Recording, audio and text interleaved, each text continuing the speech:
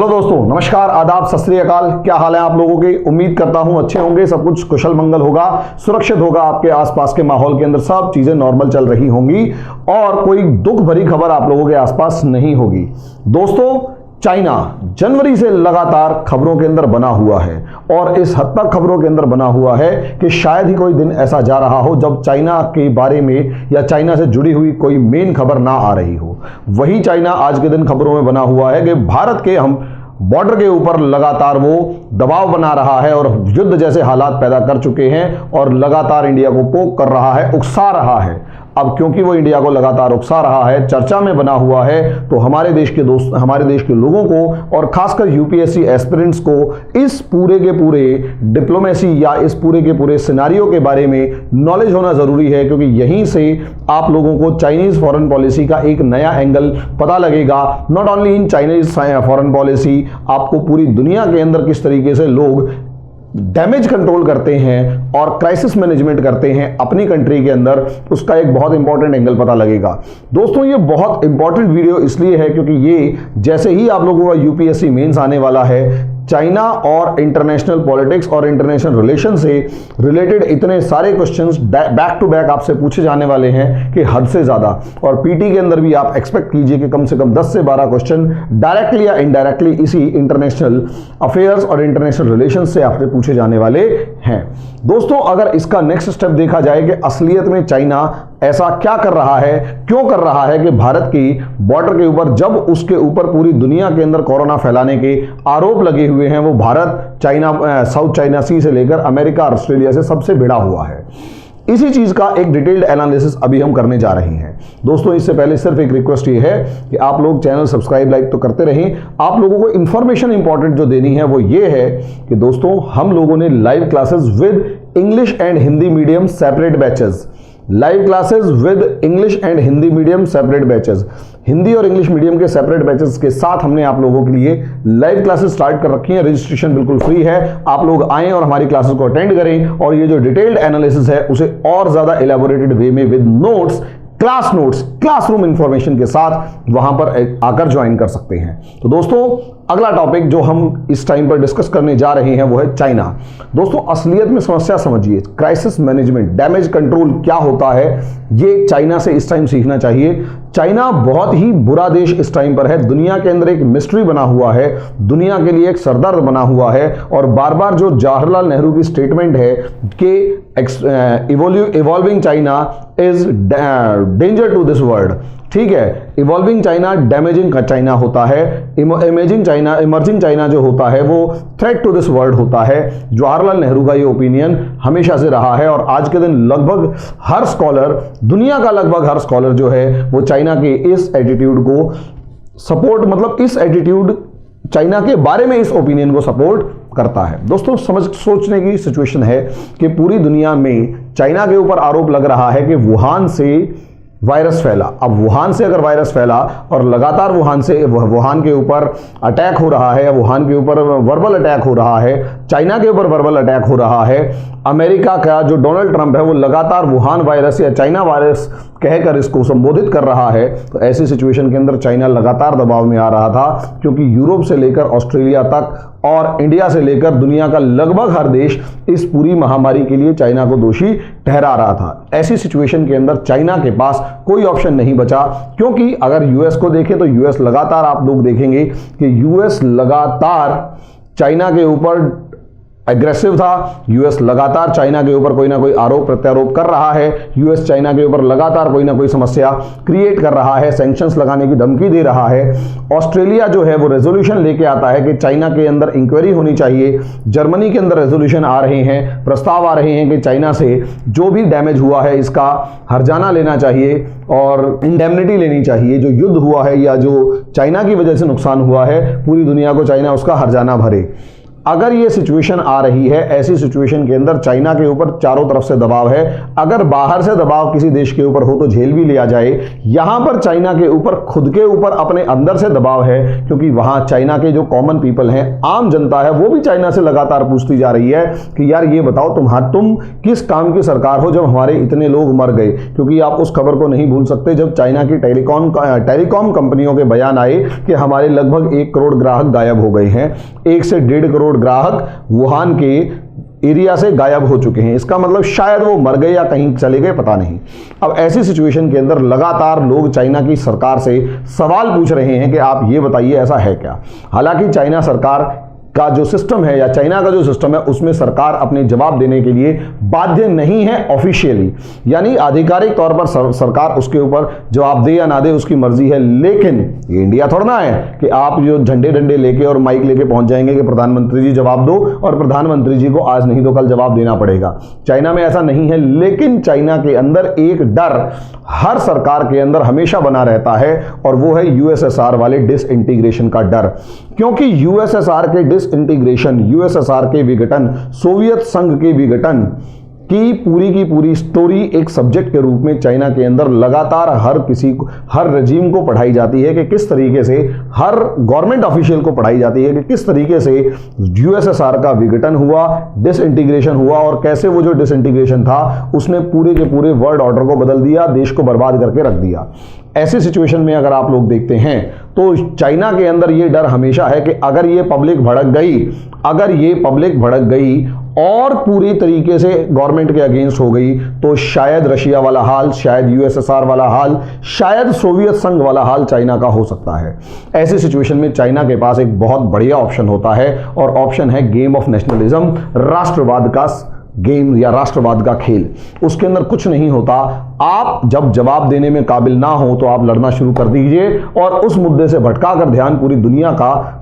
का ध्यान उस मुद्दे से भटकाकर कहीं और लगा दीजिए। देश की पब्लिक का ध्यान उस मुद्दे से भटकाकर कहीं और लगा दीजिए। देश की पब्लिक के सामने जाकर कहिए कि ये जो दुनिया के देश हैं ये हमारे दुश्मन हैं और इवॉल्विंग चाइना को बर्दाश्त नहीं कर पा रहे, इसलिए क्योंकि ये लोग इवॉल्विंग चाइना को बर्दाश्त नहीं कर पा रहे इसलिए ये लोग हम पे हमला कर रहे हैं। लेकिन खुद जाके पंगे लो। जैसे अगर आप देखते हैं अमेरिका को इसने धमकी दी, अमेरिका के अंदर धमकी किस तरीके से दी, जहां जहां अमेरिकन एस्टेब्लिशमेंट है वहां जाके चाइना ने पंगे लेना शुरू कर दिया, अमेरिका को उकसाना शुरू कर दिया, ताकि अमेरिका जानबूझकर ऐसा कोई हमला करे या जानबूझकर ऐसा कोई प्रॉब्लम क्रिएट करे जिससे लड़ाई भड़के, या कम से कम एक चीज खबरों में आ जाए, या ये मामला खबरों में आ जाए कि अमेरिका और चाइना में भिड़ंत होने वाली है। इसी तरीके से ऑस्ट्रेलिया को लगातार इस तरीके की धमकी दी जा रही है,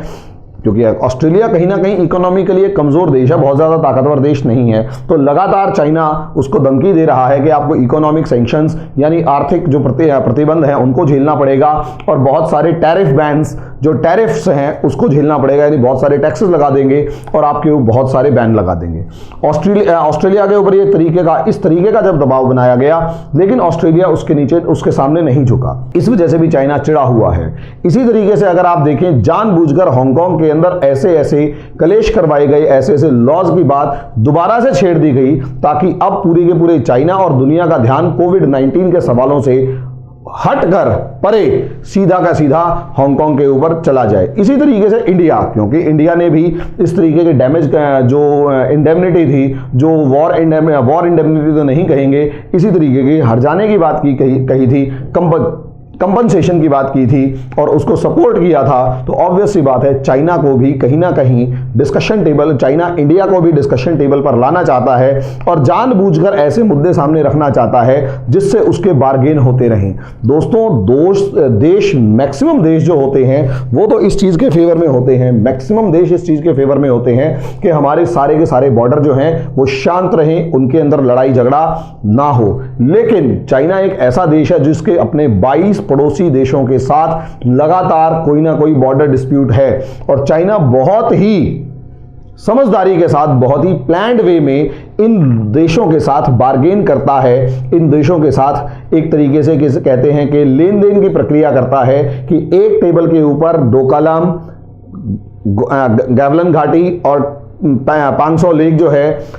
वो सारी की सारी जो लेक्स हैं या जो बॉर्डर डिस्प्यूट्स हैं इंडिया के साथ, उनको एक साथ रख के और इंडिया के साथ बार्गेन किया जाए कि हम वहां से अपनी सेना हटा लेंगे, आप यहां एक काम कीजिए, अपना ये जो डिमांड लेटर है या जो सपोर्ट है ये हमें दे दीजिए। यहां इसी तरीके से वो अरुणाचल प्रदेश में प्रॉब्लम क्रिएट कर रहा है, वो सिक्किम के अंदर प्रॉब्लम क्रिएट कर रहा है। उसके पीछे का लॉजिक ही ये है, सबसे बड़ा लॉजिक उसके पीछे का यही है। लगातार जो लॉजिक्स आ रहे हैं वो सबसे बड़ा लॉजिक यही है कि अल्टीमेटली चाइना आप लोगों के ऊपर एक प्रेशर क्रिएट करना चाहता है। वो प्रेशर ये क्रिएट करना चाहता है कि दुनिया के अंदर जो चाइना के अगेंस्ट ओपिनियन बन चुका है, उस ओपिनियन को काउंटर करने के लिए वो देशों का समर्थन जुटा रहा है और जानबूझकर दूसरे देशों की बाजुएं मरोड़ रहा है। उसमें से इंडिया उनका एक पड़ोसी देश है और इंडिया के ऊपर प्रेशर क्रिएट करने के लिए वो नेपाल जैसे देशों का भी सपोर्ट ले रहा है, क्योंकि इस टाइम पर नेपाल के अंदर चाइना फ्रेंडली गवर्नमेंट है जो कि कम्युनिस्टों की गवर्नमेंट है और जानबूझकर काला पानी इशू से लेकर दूसरे इश्यूज नेपाल के साथ डेवलप करवाए। गोरखा इशू नेपाल के साथ डेवलप करवाया गया। इसी तरीके से सिक्किम के अंदर जो नाकुला है वहां डिस्प्यूट करवाया गया। लेह लद्दाख के अंदर प्रॉब्लम्स वैसे क्रिएट हो गई हैं, वहां जानबूझकर अपनी सेना बढ़ाई जा रही है ताकि इंडिया के ऊपर एक प्रेशर क्रिएट किया जाए। अब सवाल यह है इंडिया को क्या करना चाहिए। दोस्तों, इंडिया को घबराने की जरूरत नहीं है। चाइना, और सबसे बड़ी सिचुएशन यह है कि इंडिया को इस चीज को समझना चाहिए कि इस इंकर्शन के पीछे, इस मिलिट्री ड्रिल्स या प्रॉब्लम्स के पीछे जो सैनिक जो आ रहे हैं उनके, इसके पीछे एक सबसे बड़ा रीजन यह भी है कि इंडिया लगातार अपने बॉर्डर के ऊपर रोड्स और इंफ्रास्ट्रक्चर का डेवलपमेंट कर रहा है और बहुत तेजी से डेवलपमेंट कर रहा है। जो आज से 5 साल पहले तक हम लोग डिस्कशन करते थे कि चाइना ने अपने बॉर्डर तक रोड बना दी, यहां रोड बना दी, वहां रोड बना दी, इंडिया लगभग उसी लेवल पर उतनी ही तेजी से अपने बॉर्डर्स पर भी वैसी ही रोड्स बना रहा है। अब अगर इंडिया ने वैसी ही और अच्छे क्वालिटी की रोड्स बना दी हैं, तो अब पहले क्या होता था, दोनों सेनाएं दूर दूर होती थी तो इतने फेस ऑफ नहीं होते थे, इतने स्टैंड ऑफ नहीं होते थे। आज के दिन प्रॉब्लम यह है कि इधर से इंडिया की सड़कें काफी हद तक बन चुकी हैं, तो इंडिया की सेना को भी वहां तक तेजी से पहुंचने में देर नहीं लगती, और चाइना की सेना जो पहले से पहुंची हुई है उसको तो ऑब्वियस सी बात है इंफ्रास्ट्रक्चर का फायदा है ही। जब दोनों सेनाएं उस तरीके से मजबूती से भिड़ रही हैं तो ऑब्वियस सी बात है वहां पर एक प्रॉब्लम क्रिएट होनी ही है, एक टेंशन क्रिएट होनी है, और वही टेंशन जो है चाइना के रूप में जो इस टाइम पर जो भी दिखाई दे रहा है उसके रूप में सामने आ रही है। तो दोस्तों, कभी भी फॉरेन पॉलिसी के मामले में खासकर एक डायमेंशन नहीं, कई डायमेंशंस देखे जाते हैं कि असलियत में चाइना ऐसा क्यों कर रहा है। उसके पास बहुत सारे रीजंस हैं। पहला रीजन ये है कि वो अपना प्रेशर कम करना चाहता है दुनिया के अंदर और इंडिया का बार्गेन करके, लेन देन या बार्गेन करके अपनी सपोर्ट में, अपने फेवर में इंडिया का सपोर्ट लेना चाहता है। दूसरी तरफ वो इंडिया के ऊपर प्रेशर क्रिएट करना चाहता है कि इंडिया उस बॉर्डर पर इंफ्रास्ट्रक्चर डेवलप ना करे, और ताकि उसकी जो एज है, उसकी जो मजबूती है उस एरिया के अंदर बनी रहे। तीसरा, इंडिया के अंदर जो भी कंपनीज लगातार आने की बात कर रही हैं और जिस तरीके से खबरें उड़ रही हैं कि ये कंपनी इंडिया आना चाहती है, वो कंपनी इंडिया आना चाहती है, तो ऐसे में अगर इंडिया के साथ एक वॉर हिस्टीरिया हमेशा बना रहेगा, एक युद्ध का जो भय है वो हमेशा बना रहेगा, तो कहीं ना कहीं वो कंपनियां इंडिया जैसे देश में आने से कतराएंगी, क्योंकि अगर वो कंपनियां इंडिया के अंदर आती हैं तो इंडिया का इकोनॉमिक ग्रोथ होगा, और जितना इंडिया का इकोनॉमिक ग्रोथ होगा वही सारा इकोनॉमिक ग्रोथ बॉर्डर पे इंडिया की स्ट्रेंथ के रूप में दिखाई देगा। तो दोस्तों, ये कुछ एंगल्स हैं, हालांकि इसके अंदर और ज्यादा बहुत सारे एंगल्स हैं जो माइन्यूट और माइक्रोस्कोपिक लेवल की कई बार डायमेंशंस होती हैं, वो आप लोगों को लगातार क्लासरूम में डिस्कस कर रहे हैं। मैं दोबारा कह रहा हूं, हमारे इंग्लिश या हिंदी मीडियम के किसी भी बैच के अंदर आप लोग आकर फ्री डेमो ले सकते हैं, क्लासेस ले सकते हैं, ज्वाइन कर सकते हैं। दोस्तों, पूरे के पूरे टॉपिक्स को बहुत ही माइन्यूटली हम डिस्कस करते हैं ताकि यूपीएससी के अंदर आप लोगों का एक प्रॉब्लम क्रिएट ना हो और एक बहुत ही अच्छा बेस बन के आप जाएं, जिसमें पीटी और मेंस लगातार तैयारी होती है। तो दोस्तों, इतना अगर आप लोगों को बेसिक पता है तो आप लोग किसी भी इंडिया चाइना के किसी भी इशू को बहुत अच्छे से समझ सकते हैं। अलग अलग डायमेंशंस होती है जो मैंने लगातार बताने की कोशिश करी। तो दोस्तों, इस वीडियो को हम यहीं तक रोकते हैं। अगले वीडियो के अंदर अगले टॉपिक के ऊपर बहुत बारीकी से डिस्कशन किया जाएगा। धन्यवाद।